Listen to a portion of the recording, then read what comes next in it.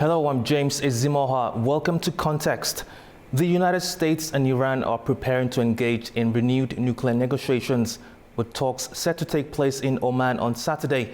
The discussions come after U.S. President Donald Trump confirmed direct engagement with Tehran over its controversial nuclear program. However, Iranian Foreign Minister Abbas Araghchi has clarified that the talks will be indirect, mediated by Oman, to avoid a direct diplomatic confrontation. Despite years of tension, both sides appear open to a new dialogue, though the path forward remains unclear. Iran insists that its nuclear ambitions are peaceful, rejecting calls for the complete dismantling of the program. Meanwhile, the U.S. is pushing for a broader agreement that would also address Iran's missile program and regional activities.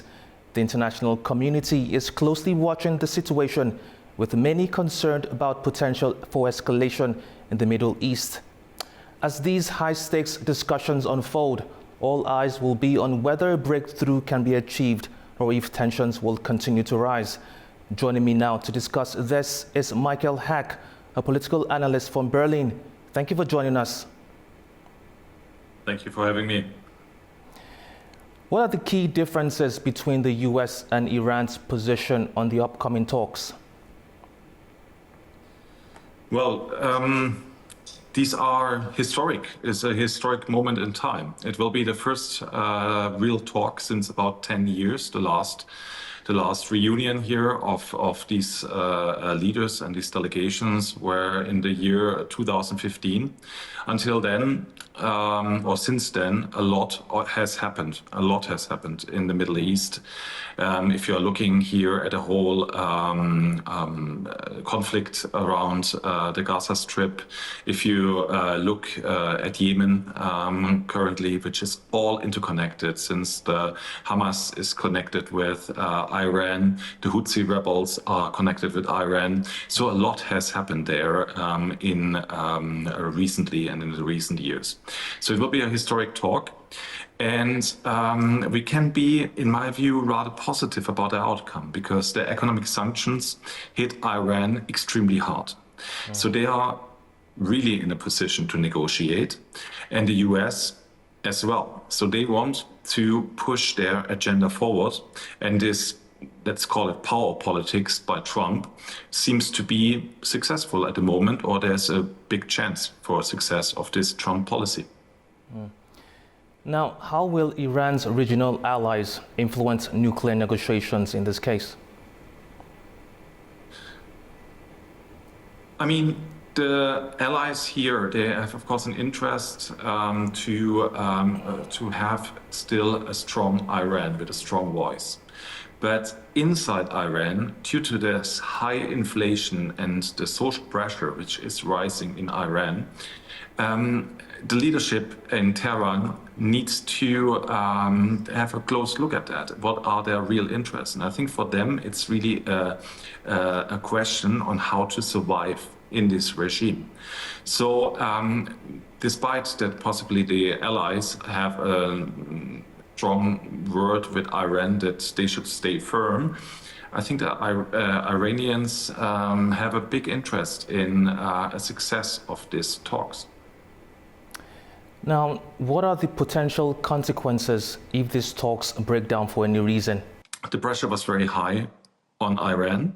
So they, Israel, so Netanyahu, together here with Michael Waltz, the US here special advisor, built up an atmosphere which set already the hardest possible objective, and that means really a disarmament of the whole rocket and nuclear program, which is, let's say, possibly a too big ask for Iran.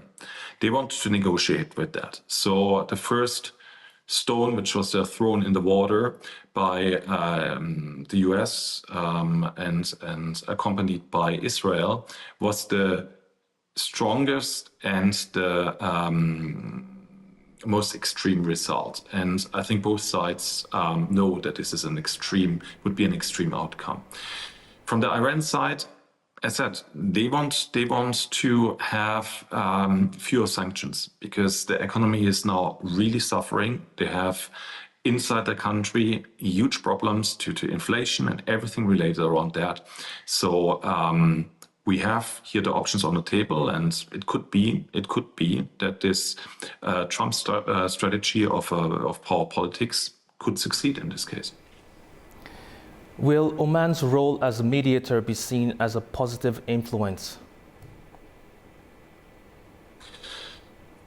If you look at these negotiations, these mediators, they will facilitate the beginning of the talks. And we will be, after already some hours, pretty sure if that will be a successful meeting or not.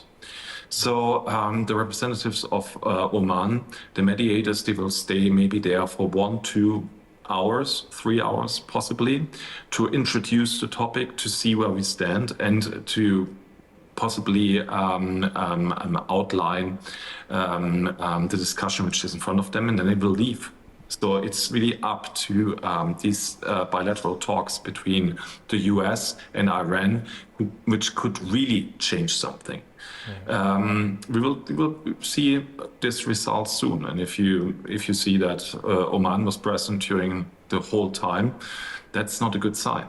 So what I would guess is that after some hours, a breakout group of US and Iranian representatives will negotiate between themselves.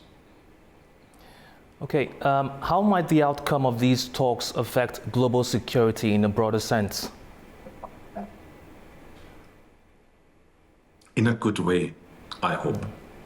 The thing is that this conflict is ongoing for years, and you see that the US is still interested in securing here a peace in the Middle East.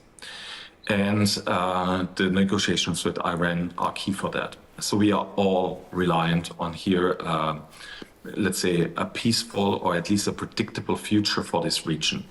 It influences oil prices. It influenced the whole engine here of energy supply for the world. So there's a big task in front of them, and the stakes are high. And as I said before, the good thing right now is that on both sides there is a lot of pressure to get a result. The US needs a success and Iran needs a success. Both also due to their internal politics and how they want to, they need successes there. They want to be successful. So I think we are having here, hopefully, a good outcome. Now, what challenges do you think might arise during these talks?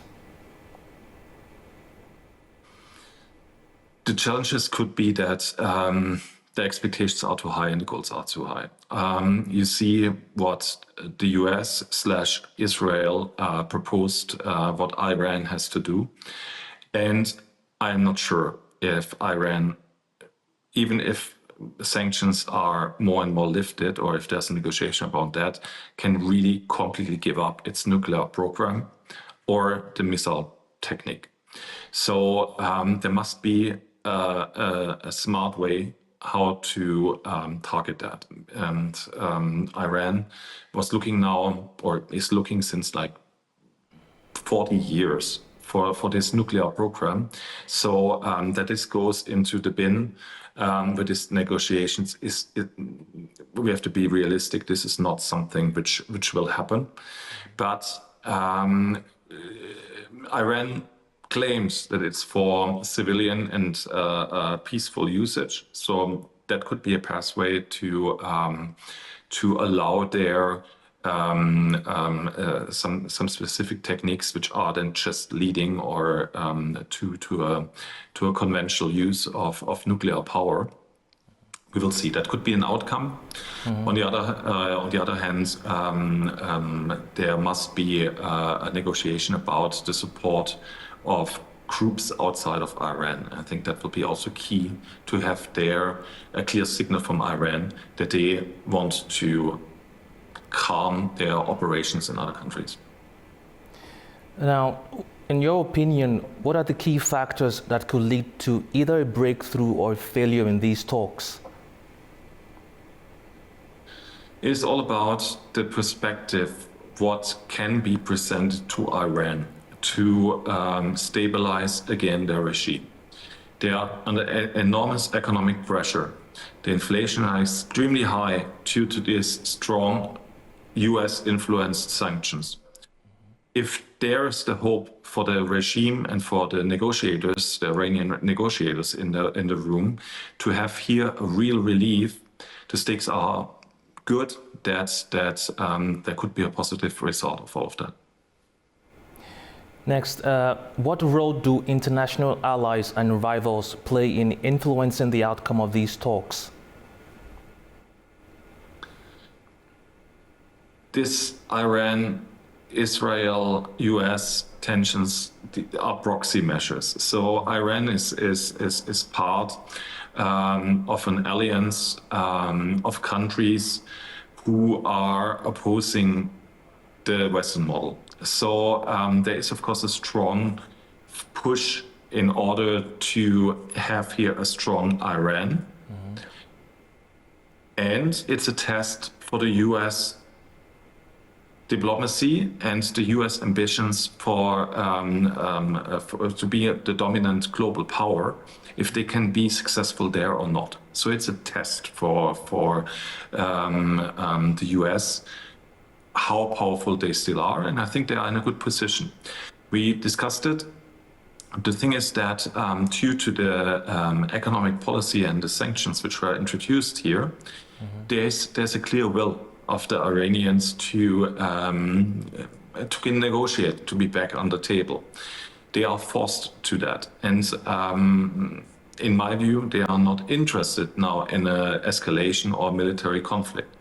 So it's good if allies of them want to have their stronger voice of Iran. But I think Iran itself is right now not in a position to escalate this conflict further.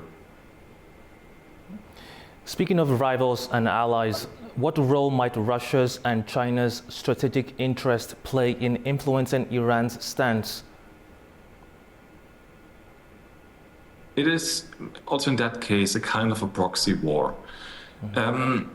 Nevertheless, we are in a possibly global recession, and also the other world powers are not that positive about that. So it is a rather, I hope, balanced push from them, mm-hmm. not to, let's say, offend an ally or, let's say, somebody who is on sometimes the same page as they are, but to have here a more balanced view and a more careful view.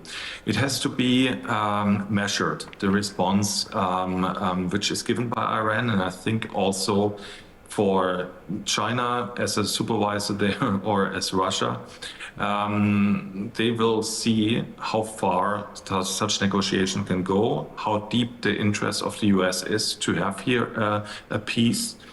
And a success here of the US in negotiating a peace for the Middle East would surely be a signal that could lead to here more balanced and measured negotiations on other proxy wars we are facing. How might domestic political pressures within Iran and the US affect the outcome of the nuclear talks? Definitely, these are keys. And to say it from the positive, these are the guarantee for success. The Iranian government, they need to deliver. This regime has to deliver. They have to bring a certain wealth to their society. And right now, it's a pure destruction of a country which is so rich of natural resources and where so little comes to the people on the street. The inflation are at record high. People are suffering. They don't, this regime, even if it's a strong regime towards its people, cannot calm that down for eternity. On the US, likewise, Trump needs successes also to show to his to the opposition in the US that he gets things done like he promised. And a peace in the Middle East with this big envy against Iran would be an enormous success for US diplomacy if they could secure that. So in both cases, internal politics are key. Well, thank you very much for sharing your time with us. Thank you for having me. That was Michael Hack, a political analyst from Berlin. And that concludes this episode of Context. Stay tuned to A News.